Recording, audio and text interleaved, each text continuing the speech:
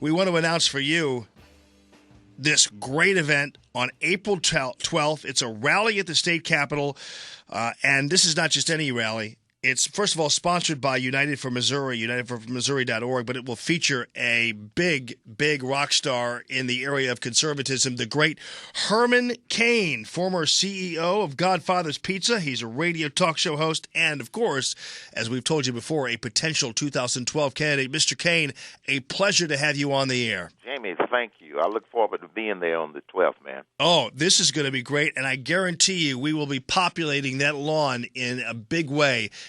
If the words from my listeners are any indication of how much they absolutely dig you. Well, thank you. I appreciate that. You know, I've been speaking at tea parties before tea parties were cool, you know, way back in April of 2009, man, and I got to tell you, it represents the heart and soul of this country. And now, isn't it interesting, Jamie, that now Harry Reid wants to blame the Tea Party people for what the Republicans in the House are trying to do to get this spending mess under control.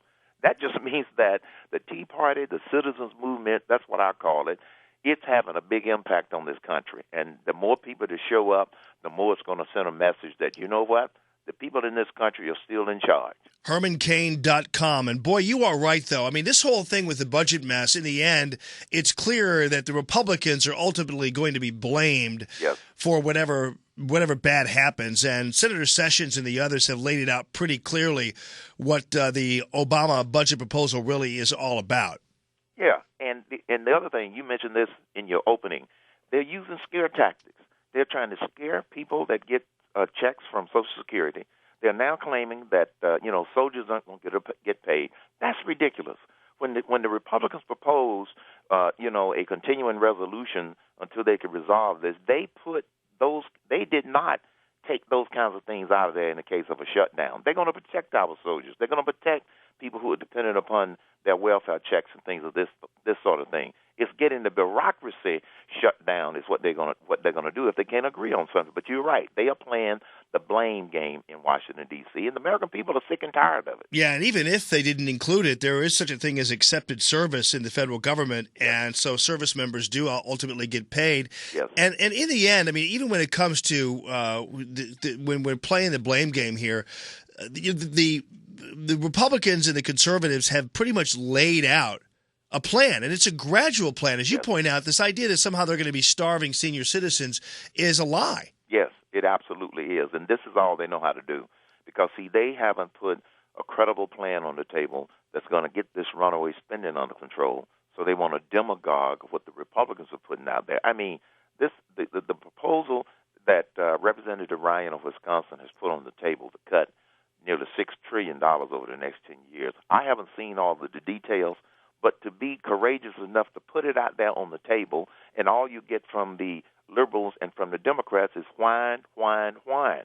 The American people are sick and tired of that, and I think it's going to backfire on them. Folks, we are talking to Herman Cain, who is going to be in Missouri, in Jefferson City, at this fantastic rally sponsored by a great group, United for Missouri, unitedformissouri.org. It's on the 12th of April. It's at 12 noon on the state capitol south lawn, and this is going to be a tremendous event. And Herman Cain, what do we owe your increased visibility? I realize you have a presidential exploratory committee, but you have been so passionate about your concerns for the future of this country. Why are you now such a big player in this movement? I think it's because I tell it like it is, number one. Number two, people are looking for someone that's not afraid to lead, not afraid to make decisions, and not afraid to identify the right problems. That's what leaders do. Leaders make sure that you identify the right problems, that you set the right priorities, you surround yourself with good people, and then you put together plans in order to be able to solve the problems. People see that this is missing in the White House.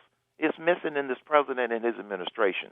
And I think that that's one thing that's appealing to people. Secondly, the fact that I have not held public office is also appealing to folk because, you know, when I remind them that the people in Washington, D.C., most of them have held public office. How's that working out for you, James? Yeah. And so they stand back and look at my record of problem solving in turning around businesses, running the National Restaurant Association, I was an executive with Burger King Corporation. I was an executive with the Pillsbury Company. I didn't get these jobs not being able to solve problems and perform. And I believe that's what's starting to show, and a lot of people are starting to recognize the more that they become familiar with me and my record. I will actually take a candidate who has held a CEO office over a public office any day, my friend. Any a lot day. Of people are saying the same thing. Now, when you look at the field, and I'm not trying to get you to attack other guys, but what I am saying, though, is that do you believe you are the most capable? Because one of the concerns I get from a lot of my listeners, and they call in, they're concerned that we don't have anybody who can beat President Obama. Tell them to take a look at Herman Cain for a number of reasons. Now, I think that we have a field. Everybody has a different set of strengths. And ideologically, from a conservative point of view, as Greta Van Susteren pointed out one night when I was on her TV show, you're not going to find a whole lot of ideological differences. She's correct. You might find a few, but what you are going to see is different. What you will see is difference in leadership, difference in style, difference in how one communicates what it is that they intend to do and how they want to do it. I've even put together a little booklet that people can find on my website, hermancain.com, called Common Sense Solutions. I'm not afraid to put my ideas down. Sometimes when you read articles that are written by some of the likely candidates, you fall asleep halfway through because it is same old political speak. And I think one of the other things that causing a lot of people to take a look at me, Jamie, is that I don't do the same old political speak. I talk problem-solving, common sense language like regular folk because I consider myself to be a regular folk. Now, is there a time when you're actually going to officially announce whether or not you're running? It sounds like you are for sure running. Well, in the next several weeks, we are going to be making a decision, and I'll be making an announcement within weeks, not months. And here's why. We set 4 metrics that we wanted to measure after I announced the exploratory committee for president in January. And we are exceeding 3 of those metrics, and we are meeting 1 of those metrics. So things are looking good. We want to crank up that 4th metric, which is the fundraising. And when that one gets to where we want it to be, then I'll be able to make a decision. For example, the response that we have gotten on the website, hermancain.com, in terms of people volunteering to work and be a part of a Herman Cain presidential campaign, Jamie, it has been overwhelming. And I want to encourage more people to sign up, basic information so we can keep you informed as to what's happening. And I got to tell you, that's been one of the most encouraging things about me moving toward a final decision to say, yes, I'm going to run. Well, that sounds great. And, folks, you have a chance to see the potential next president of the United States on Tuesday. That's next Tuesday, the 12th of April, at the Missouri State Capitol, the South Lawn there. It's a rally at the Capitol, unitedformissouri.org, teaming up with Herman Cain to bring you some more common sense conservatism. And, Herman Cain, it's been a pleasure having you on the air. It's the first time I've actually been able to talk to you. Well, thanks, and Jamie. You're always welcome here, my friend. What's great. Let me just say to your audience why it's important that they show up for the rally.